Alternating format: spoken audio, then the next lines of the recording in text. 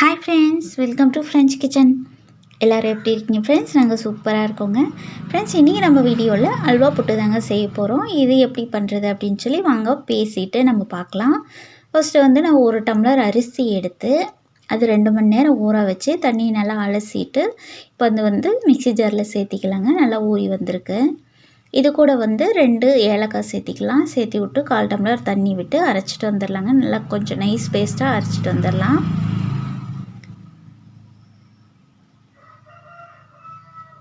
இந்த புட்டு ரொம்பவே டேஸ்ட்டாக இருக்குங்க. ட்ரை பண்ணி பாருங்கள். இப்போ நல்லா அரைச்சிட்டு வந்தாச்சு பாருங்கள். இது வந்து ஒரு பவுலுக்கு மாற்றிக்கலாம்.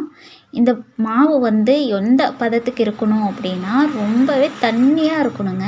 ஏன்னா இது நல்லா வெந்து வரும்போது அந்த பச்சை வாசனை போய் நல்லா கட்டியாக வரும்போது கரெக்டாக வந்துடுங்க. ஸோ நல்லா தண்ணியாக கரைச்சி வச்சுக்கணும். இல்லைன்னா வேகாது, மாவு பச்சை வாசனையாகவே இருக்கும், நல்லா புட்டு வெந்திருக்காதுங்க. அதனால் நல்லா பாருங்கள், இந்தளவுக்கு தண்ணியாக கரைச்சி வச்சிடணும். இது பச்சை தண்ணி மாதிரி தாங்க இருக்கணும். இப்போ வந்து ஸ்டவ் பற்ற வச்சுட்டு அடுப்பில் வந்து ஒரு கடாய் வச்சுக்கலாம். இதில் வந்து 1 டம்ளர் அளவுக்கு தண்ணி சேர்த்திக்கலாங்க. இப்போ நான் வந்து தேங்காய் வந்து ஒரு 1/2 மூடி எடுத்து நல்ல பொடியை இந்தளவுக்கு கட் பண்ணி ஒரு 1/2 கப்பு அளவுக்கு எடுத்து வச்சுருக்கேங்க.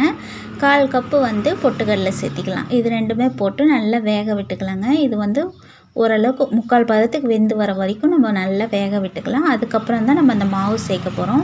ரொம்பவே சிம்பிளான ரெசிபிங்க இது. ட்ரை பண்ணி பாருங்கள். வீட்டில் எதுவுமே சாப்பிட்றதுக்கு இல்லை அப்படிங்கிற டைமில் வந்து இந்த மாதிரி நீங்கள் செஞ்சு கொடுங்க குழந்தைங்களுக்கு. ரொம்பவே புதுமையாக இருக்கும். இந்த மாதிரிலாம் நிறைய பேருக்கு தெரிய வாய்ப்பில்லை. இந்த மாதிரியெல்லாம் அந்த நம்ம அம்மா காலத்தில், பாட்டி காலத்தில் தான் செஞ்சுருப்பாங்க. இந்த மாதிரி ட்ரை பண்ணி பார்த்துருப்பாங்க. அல்வா புட்டு அப்படின்னாவே நிறைய பேருக்கு இது என்ன அல்வா புட்டு அப்படிங்கிற மாதிரி தோணும். இந்த மாதிரி நம்ம கேள்விப்பட்டதே இல்லையே அப்படிங்கிற மாதிரி இருக்கும். இந்த மாதிரி ட்ரை பண்ணி பாருங்கள். இப்போ நம்ம வந்து மாவு சேர்த்தியாச்சுங்க. சேர்த்தி விட்டு பாருங்கள், தண்ணி மாதிரி தாங்க இருக்குது. இது நல்லா வெந்து வரணுங்க.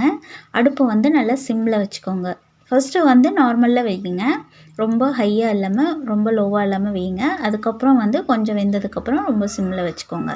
ஏன்னா இது வந்து கை விடாமல் கிளறிட்டே இருக்கணுங்க.